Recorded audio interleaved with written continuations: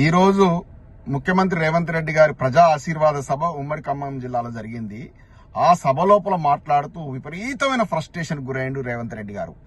ఎందుకు ఇంత ఫ్రస్ట్రేషన్ వస్తుందని మనం గనక అంటే ఒక సైక్రాటిస్ట్ మా ఫ్రెండ్ ఉంటే అడిగిన, ఏంది ఈ ఒక ముఖ్యమంత్రి స్థాయిలో వ్యక్తి ఇట్లా ఈ విధంగా ఇంత ఫ్రస్ట్రేషన్ అంటే సైక్రియాట్రిక్ ప్రాబ్లం అది. ఎందుకంటే మనిషి ఏమి చేయలేనప్పుడు, తీవ్రమైనటువంటి అసహనం ఉన్నప్పుడు మనిషి ఏం చేస్తాడంటే ఏదో రకంగా ఎక్స్ప్రెషన్ చేస్తాడు. అది ఆ పరిస్థితిలో ఉన్నాడు. ఎందుకంటే ఆయన మాట మంత్రులు ఉండే పరిస్థితి లేదు.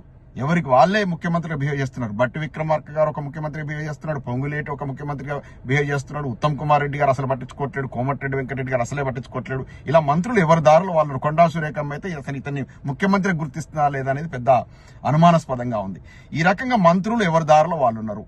ఎమ్మెల్యేలు మొత్తం సామంతరాజులు అయిపోయారు. ఇంకేమంటాడు ముఖ్యమంత్రి గారు? ఆసక్తి ఒక 4 విషయాలు చెప్పిండు. నెంబర్ 1 వచ్చేసి రోజుకు 18 గంటలు పనిచేస్తారట. అవును, ముఖ్యమంత్రి గారు 18 గంటలు పనిచేస్తున్నారు. మీరు పనిచేస్తున్నారు, మీ ఎమ్మెల్యేలు పనిచేస్తారు, మంత్రులు పనిచేస్తారు. ఎందులో?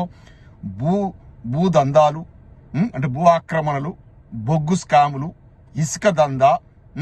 ఢిల్లీకి ఒక 70-80 సార్లు మీరు కూడా పోయొచ్చారు కదా, అట్నే వాళ్ళు కూడా హైదరాబాద్కి వచ్చి నియోజకవర్గంలో హైదరాబాద్ చుట్టూ తిరగడం, పైరోవులు చేసుకోవడం. ఈ రకంగా అమృత్ స్కామ్ కావచ్చు, రకరకాల స్కామ్లు, గురుకులాల స్కామ్ కావచ్చు, రకరకాల స్కామ్లకు తెరలేపారు. మీరు అధికారంలోకి వచ్చిన తర్వాత మంత్రులంతా కూడా మంచి కమిషన్లకు అలవాటు పడ్డారు. ఈ రకంగా 18 గంటలు రోజు పనిచేస్తున్నారు విపరీతంగా. ఎందుకంటే మనకు రాక అధికారం వచ్చింది కదా కాంగ్రెస్ పార్టీకి. ఒక్కసారి వస్తే, మీరే గతంలో ఉన్నారు, ఒక్కసారి కనుక కాంగ్రెస్ పార్టీ అధికారంలోకి వస్తే మళ్ళీ 10 ఏళ్ల దాకా రాదని చాలా సార్లు చెప్పారు. ఇక మళ్ళీ 10 ఏళ్ళు కాదు కదా, ఇక అసలు తెలంగాణ పొలిటికల్ మ్యాప్ లోకి వెళ్ళి కాంగ్రెస్ పార్టీ డిజపియర్ పరిస్థితి పట్టుకొస్తున్నారు. మీ కాంగ్రెస్ లో చెప్తున్నారు, అసలు కాంగ్రెస్ లో చెప్తున్నారు, రేవంత్ రెడ్డి గారు మా కాంగ్రెస్ పార్టీని మొత్తం పుట్టిముంచుతున్నాడు, ఇక కాంగ్రెస్ పార్టీకి తెలంగాణలో అడ్రస్ లేని పరిస్థితి కల్పించని చెప్తున్నారు.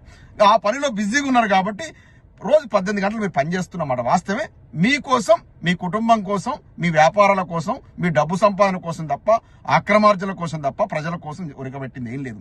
ఇక ఇది ప్రజా ఆశీర్వాద సభట. ఆ బట్టి విక్రమార్క గారు చెప్తున్నారు ఈ ముఖ్యమంత్రి గారి సమక్షంలో టింగ్ అని పడుతున్నాయట అకౌంట్లల్లో. ఏంది? ఇంతకుముందు కేసీఆర్ గారు ఉన్నప్పుడు ఒకే రోజు ప్రతి ఎకరాకు కూడా రైతు బంద్ అనేది పడేది. ఇప్పుడు మీరు వచ్చిన తర్వాత ఎన్ని విడతలుగా ప్రతిసారి మీరు వేసేటువంటి 1000 కోట్ల కోసం ఇవాళ దాదాపు 10-15 కోట్లు ఖర్చు పెట్టినా 1000 కోట్లు రైతుకు అకౌంట్లలో వేస్తే 10 కోట్లు ప్రజా ఆశీర్వాద సభ. ఈ రకంగా ప్రజాధనాన్ని దుర్వినియోగం చేస్తున్నారు. పేపర్ యాడ్లు, వివిధ ప్రకటనలు, మీరు చేసేటువంటి చిన్న పనులకు. ఎందుకంటే రూపాయి ఖర్చుకు బారాన ఖర్చు. ఇది ఎవరన్నా రైతు అకౌంట్లలో కేసీఆర్ గారు ఎప్పుడన్నా పైసలు వేసి రైతు బంద్ చేసినప్పుడు ఎప్పుడన్నా సభ పెట్టిండా? సైలెంట్ గా పడేది, ప్రతి సీజన్ కు సైలెంట్ గా పడేది. ఇంత పెద్ద ఆర్భాటాలు, ఇంత పెద్ద కథలు, అది కూడా విడతల వారిగా. ఒకసారి 1 ఎకరానికి, ఇంకోసారి 2 ఎకరానికి, ఇంకోసారి 3 ఎకరాలకు, ఇవాళ 8 ఎకరాల కథ. ఇది కథ. ఇప్పటికి 3 సార్లు ఎగ్గొట్టిరు.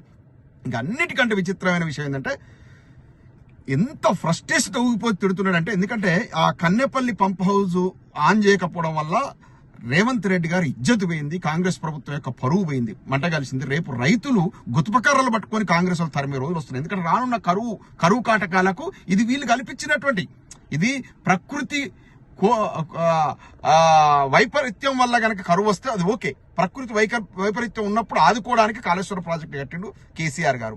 ఈనాడు గనక ఆ నీళ్లు ఎత్తిపోస్తే రేపు తాగునీటి అవసరాలకు, కనీసం తాగునీటి అవసరాలకు కానీ పనికొచ్చేది. కానీ రానున్న రోజు లోపల ఊళ్ళల్లో పోతే కాంగ్రెస్ వాళ్ళు గుతుపకర్రలు పట్టుకుని ఉరికిస్తారు ప్రజలు, రైతులు ముఖ్యంగా. ఎందుకంటే పశువులకు ఇబ్బంది, తాగునీరు లేక మహిళలు ఎంత ఇబ్బంది పడతారో మనం చూస్తాం. రానున్న రోజు లోపల జరగబోతుంది అదే. ఇవాళ అక్కడ తన గురువు చంద్రబాబు నాయుడు గారి కళ్ళల్లో ఆనందం కోసం అక్కడ పట్టిసీమ ఎత్తిపోతారు కదా, నీళ్లు కావాలి కాబట్టి ఇక్కడ మొత్తం వదిలిపెడతా ఉన్నాడు. ఇక్కడ తెలంగాణను దివాలా తీస్తున్నాడు, తెలంగాణను మొత్తం ఆగం చేస్తా ఉన్నాడు. ఈ రకంగా చేస్తూ ఇవాళ ప్రజల్లో విపరీతమైనటువంటి ఆగ్రహం ఉంది, కనిపెట్టింది. కాబట్టి దాన్ని కవర్ చేసుకోవడం కోసం అట మేడిగడ్డలో నీళ్లు ఆపుతేనంట అది తెగిపోయాట, భద్రాచలం 40 ఊళ్ళు మొత్తం మునిగిపోతాయట. ఇలాంటి అసత్య ప్రచారం చేస్తున్నాడు. ఇవాళ చెప్తున్నా, అక్కడ 92 మీటర్ల హైట్ లో నీళ్లు పోతేనే మన కన్నపల్లి పంప్ హౌస్ నుంచి పంపింగ్ చేయొచ్చు. ఇవాళ 97 మీటర్ల హైట్ లో పోతా ఉంది. అర్థమైందా?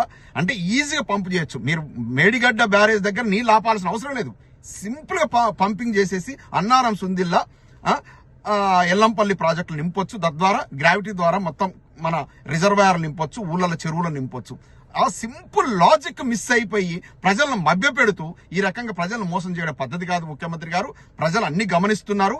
నెక్స్ట్, గత సంవత్సరం 20 లక్షల క్యూసెక్కుల నీళ్లు పోయినా కూడా ఇసుక ఆ పైన ఉన్నటువంటి లేయర్ ఉంటుంది చూసిన పిల్లల మీద, అది కూడా ఊడిపోలే. అంటే మేడిగడ్డ బ్యారేజ్ బ్రహ్మాండంగా ఇట్లా బాహుబలి లెక్క నిలబడి ఉన్నది. అటువంటి ప్రాజెక్టు మీద ఇవాళ అసత్య ప్రసారం చేస్తున్నారు. ఇప్పుడు వచ్చే 1-2 లక్షల క్యూసెక్కులకు ఆ మేడిగడ్డ బ్యారేజ్కి ఏం కాదు, అయినా అక్కడ నీళ్లను నిల్వ ఉంచాల్సిన అవసరం లేదని మన యొక్క నిపుణులు చెప్తున్నారు. మన యొక్క ప్రాజెక్టులు కట్టినటువంటి నిపుణులు చాలా ఇంటర్వ్యూలలో చెప్తున్నా ఉన్నారు. ఆ ప్రాజెక్టు కన్స్ట్రక్షన్ ఇన్వాల్వ్ అయిన నిపుణులు కూడా, సాంకేతిక నిపుణులు కూడా చెప్తున్నారు. ఇవన్నీ పట్టించుకోకుండా ప్రజలను అబద్ధాలు ఆడుతూ, ప్రజలను మభ్యపెడుతూ, ప్రజలను మోసం చేయడం ఇది పద్ధతి కాదు. ఈ పాపం తగులుతుంది కాంగ్రెస్ ప్రభుత్వానికి. రానున్న రోజుల లోపల అన్నమో రామచంద్ర అనే రోజులు వస్తున్నాయి. రైతులు చాలా గోసపడతారు సాగునీరు దొరక్క.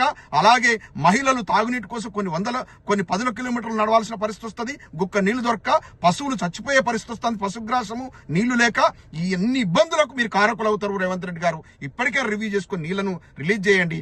ఒక్క కేసీఆర్ గారి మీద అపవాదు రావాలి, కేసీఆర్ గారిని ఏదో బదనాం చేయాలని చూస్తే ప్రజలు అన్ని గమనిస్తున్నారు. ఇవాళ పార్టీలకు అతీతంగా ఈవెన్ బీజేపీ పార్టీ ఎంపీ అయినా కూడా ఈటల రాజేందర్ గారు చెప్పారు, 1,00,000 కోట్ల పెట్టి కట్టిన ప్రాజెక్టులప్పుడు 1,00,000 కోట్ల అవినీతి ఎట్లయితుంది, నువ్వు మనిషివా లేకపోతే ఇంకేదన్నా నాని బండ బూతులు తిట్టాడు ప్రెస్ మీట్ పెట్టి ఈటల రాజేందర్ గారు. ఇప్పటికే రియలైజ్ కాండి, పార్టీలకు అతీతంగా కేసీఆర్ గారిని కొనియాడుతున్నారు, కేసీఆర్ చేసినటువంటి గొప్ప పనిని కొనియాడుతున్నారు. అంతే తప్ప ఇట్లాంటి దగుల్బాజు రాజకీయాలకు ఫుల్ స్టాప్ పెట్టాలని విన్నవించుకుంటున్నాను. జై తెలంగాణ.